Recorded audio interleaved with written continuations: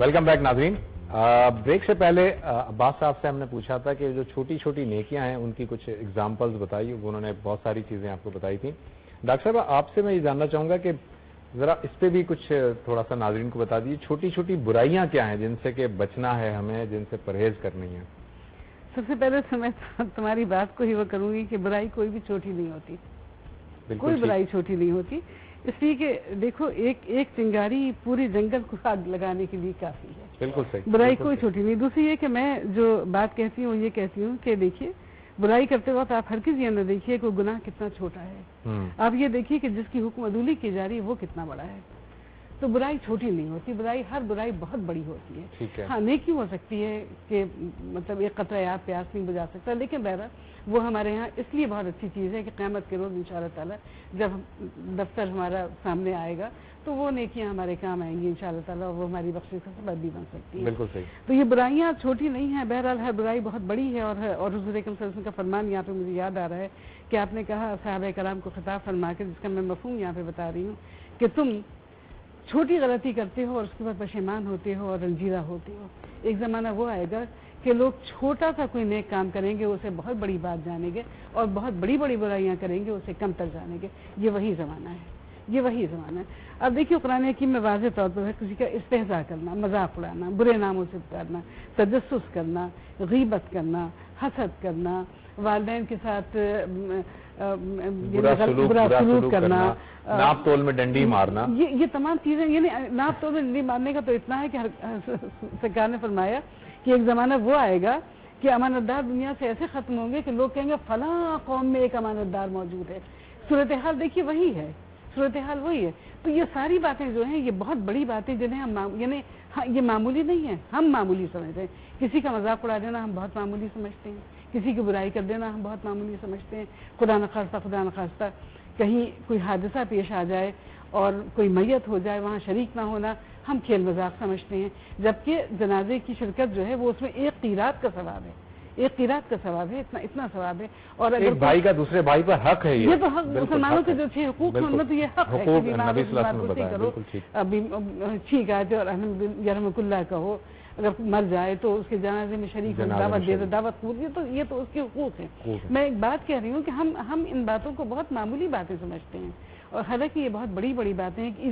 اب چھوٹی گناہ جو جسے ہم اس وقت کی زمانے, یہ دیکھو ان گناہوں کو میں چھوٹا اس لیے نہیں کر رہی کہ یہ گناہ کبیرہ ہیں, یہ چھوٹے نہیں ہیں گناہ, کیونکہ قرآن حکیم میں احادیث نبوی میں ہاں چھوٹے گناہ یہ ہو سکتے ہیں کہ میرے گھر میں جو پودا لگا ہوا ہے اس کے اندر جو پھول اور پتے ہیں وہ برابر میں گر رہے ہیں اور برابر کے گھر کو گندا کر رہے ہیں. یہ ایک برائی ہے. مجھے چاہیے کہ میں اس پودے کو کاٹوں, صاف کروں, یا گھر کے آگے میں نے کچرا ڈال دیا ہے, یہ ساری چیزیں. یا تم نے جیسے مثال دی تھی ہارن بجانے کی, نیند خراب ہو رہی ہے, زوروں سے گانا بجانا ہے, گانا سننا ہے, تکلیف دینا کسی کو. بہت شکریہ آپ کا, بہت شکریہ. ناظرین ہمارے پروگرام کا وقت جو ہے وہ ختم ہوا چاہتا ہے, اور ایک بات جو کہ ڈاکٹر صاحبہ نے کہی فائنل, وہ یہ کہ ہمارے پاس جو تصور عبادت ہے اس کا ہم شاید کچھ اور مطلب لیتے ہیں. ہم سمجھتے ہیں کہ ایک شخص نماز پڑھ رہا ہے اور باقی کے 2 ارکان ہیں وہ پورے کر رہا ہے, اور لیکن وہ پڑوسیوں کو دکھ بھی دیتا ہے, وہ تنگ کرتا ہے اپنے دوستوں کو, وہ لوگوں کے حقوق کو غصب کرتا ہے, تو یقین جانیے کہ بہت بڑے عذاب کا مستحق ہو سکتا ہے یہ شخص. چھوٹا سا ایک واقعہ میں آپ کے سامنے رکھتا ہوں, بہت چھوٹا سا. نبی اکرم صلی اللہ علیہ وسلم کے سامنے 2 عورتوں کی مثالیں پیش کی گئیں. ایک جو تھی وہ بہت تہجد گزار تھی اور کبھی اپنی نماز کو قضا نہیں کرتی تھی, لیکن فرمایا گیا اس کے بارے میں کہ وہ اپنے پڑوسیوں کو بہت تنگ کرتی ہے, بہت بد زبان ہے, اس کی زبان کے شر سے لوگ محفوظ نہیں ہیں. نبی صلی اللہ علیہ وسلم نے فرمایا کہ یہ جہنمی ہے.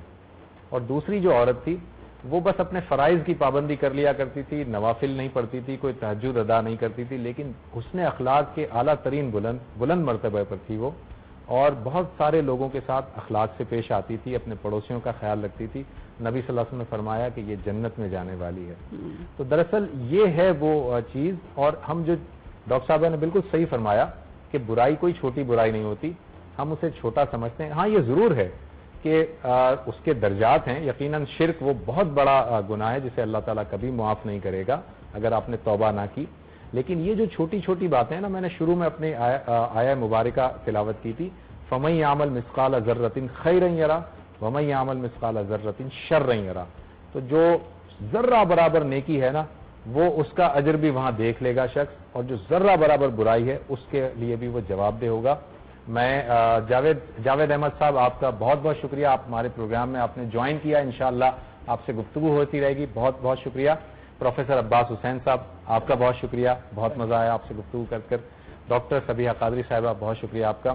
ناظرین، ہم انشاءاللہ تعالی سحر ٹرانسمیشن میں آپ سے پھر ملاقات کریں گے صبح کے 3 بجے، اور آج سحر میں ہمارے ساتھ ڈاکٹر فضل احمد صاحب اور مفتی افضل صاحب موجود ہوں گے، اور کل انشاءاللہ تعالی افطار ٹرانسمیشن میں لیلۃ القدر کے حوالے سے گفتگو ہوگی، مفتی زبیر احمد صاحب ہوں گے، مولانا تنویر الحق تھانوی صاحب ہوں گے، اور ٹیلی فون لائن پر جاوید احمد غامدی صاحب ہمارے ساتھ ہوں گے۔ اپنا خیال رکھیے گا، اللہ حافظ۔